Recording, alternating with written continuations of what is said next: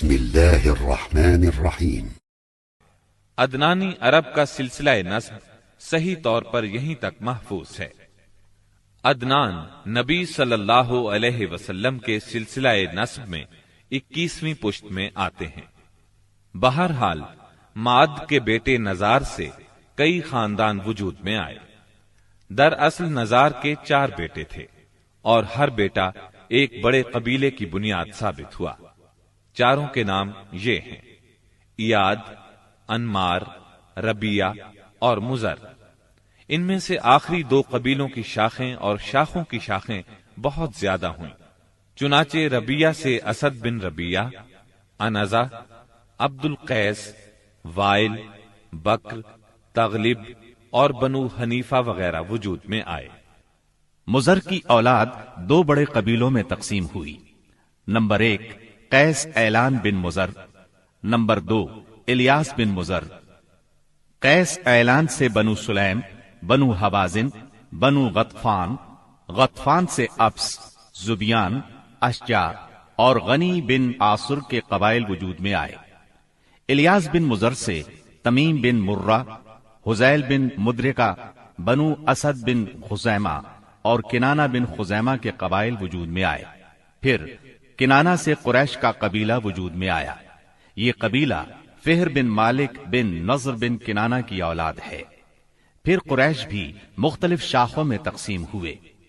مشہور قریشی شاخوں کے نام یہ ہیں: جمح، سہم، عدی، مخزوم، تیم، زہرہ اور قصی بن کلاب کے خاندان یعنی عبد الدار، اسد بن عبد العزا اور عبد مناف۔ یہ تینوں قصی کے بیٹے تھے۔ ان میں سے عبد مناف کے 4 بیٹے ہوئے، جن سے 4 ذیلی قبیلے وجود میں آئے، یعنی عبد شمس، نوفل، مطلب اور ہاشم۔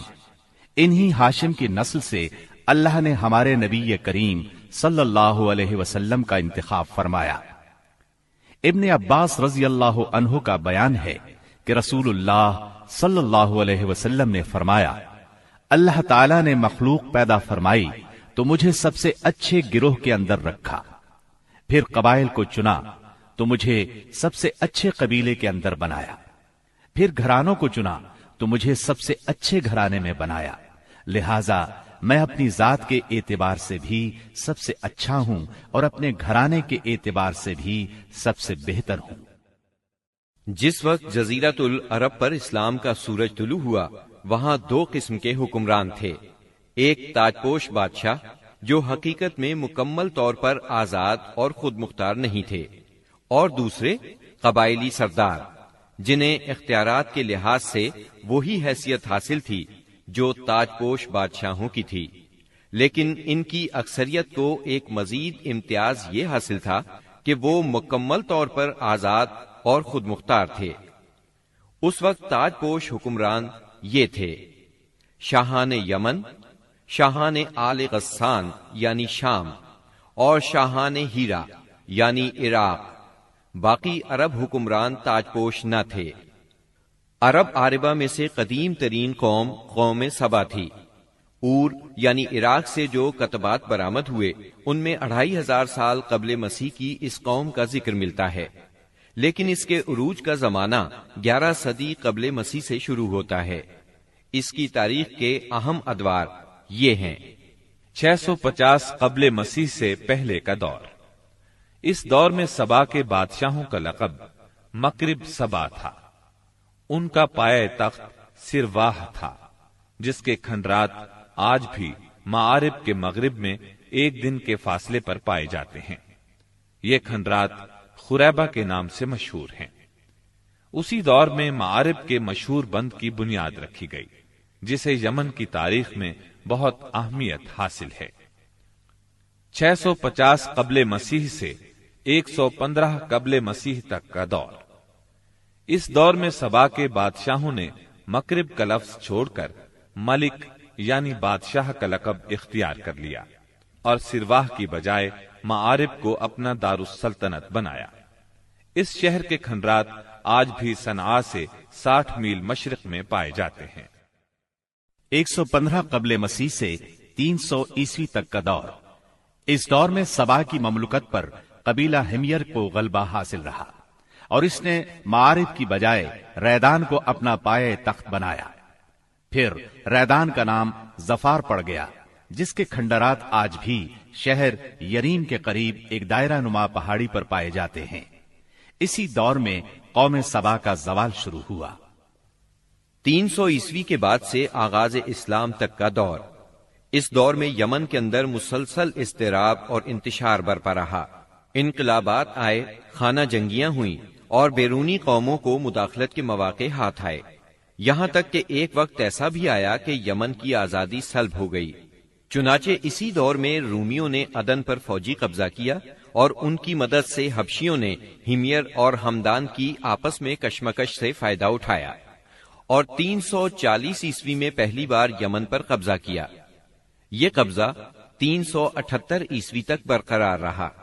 اس کے بعد یمن کی آزادی تو بحال ہو گئی، مگر معارف کے مشہور بند میں رکھنے پڑنا شروع ہو گئے، یہاں تک کہ 450 عیسوی یا 451 عیسوی میں بند ٹوٹ گیا اور وہ عظیم سیلاب آیا جس کا ذکر قرآن مجید کی سورہ سبا میں سیل ارم کے نام سے کیا گیا ہے۔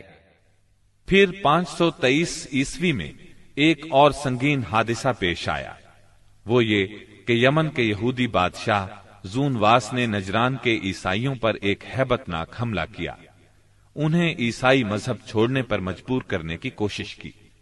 جب وہ اس پر آمادہ نہ ہوئے تو زونواس نے خندقیں کھدوا کر انہیں بھڑکتی ہوئی آگ میں جھونک دیا۔ قرآن مجید کی سورہ بروج میں اسی لرزہ خیز واقعے کی طرف اشارہ موجود ہے۔ اس واقعے کا نتیجہ یہ ہوا کہ عیسائیت انتقام لینے پر تل گئی۔ وہ پہلے ہی رومی بادشاہوں کی قیادت میں بلا وجہ عرب کی فتوحات کے لیے تیاری کر چکے تھے، اپنے علاقوں کو وسیع کرنا چاہتے تھے۔ انہوں نے حبشیوں کو یمن پر حملے کی ترغیب دی، انہیں باہری بیڑا مہیا کیا۔ حبشیوں نے رومیوں کی شہ پا کر 525 عیسوی میں اریات کی قیادت میں 70,000 فوج سے یمن پر دوبارہ قبضہ کر لیا۔ قبضے کے بعد اریات نے شاہ حبش کے گورنر کی حیثیت سے یمن پر حکمرانی کی، لیکن پھر اس کی فوج کے ایک ماتحت کمانڈر ابرہا نے اسے قتل کر کے خود اقتدار پر قبضہ جما لیا اور شاہ حبش کو بھی راضی کر لیا کہ وہ اس کے قبضے کو تسلیم کر لے۔ یہ وہی ابرہا ہے جس نے بعد میں خانہ کعبہ کو ڈھانے کی کوشش کی اور ایک لشکر جرار کے علاوہ چند ہاتھیوں کو بھی فوج کشی کے لیے ساتھ لایا، جس کی وجہ سے یہ لشکر اصحاب الفیل کے نام سے مشہور ہوا۔ عراق اور اس کے نواحی علاقوں پر سائرس اعظم کے زمانے ہی سے اہل فارس کی حکمرانی چلی آ رہی تھی۔ اسے کوروش کبیر، خورس یا سائرس ذوالقرنین بھی کہا جاتا ہے۔ اس کا زمانہ 557 تا 529 قبل مسیح ہے۔ اس کے مقابلے میں کسی کو آنے کی جرت نہیں تھی، یہاں تک کہ 326 قبل مسیح میں سکندر مقدونی نے دارا اول کو شکست دے کر فارسیوں کی طاقت توڑ دی، جس کے نتیجے میں ان کا ملک ٹکڑے ٹکڑے ہو گیا اور طوائف الملوکی شروع ہو گئی۔